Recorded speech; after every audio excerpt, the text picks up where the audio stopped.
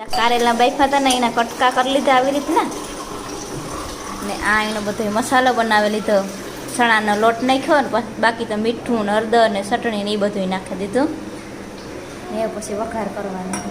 પેલા તેલમાં છે ને કારેલા હે એ છોડવે લેવાના ને એ પછી આ મસાલો છે ને એ નાખી અને ભેરવે લેવાનો. એટલે મસ્તીનું અલગ રીતના એકદમ કારેલાનું શાક બને. મસાલો હોય ભેરવે નાખવાનો એને ને પછી જરીક સળવા દેવાનો. જરાક પાણી નાખવાનું. હા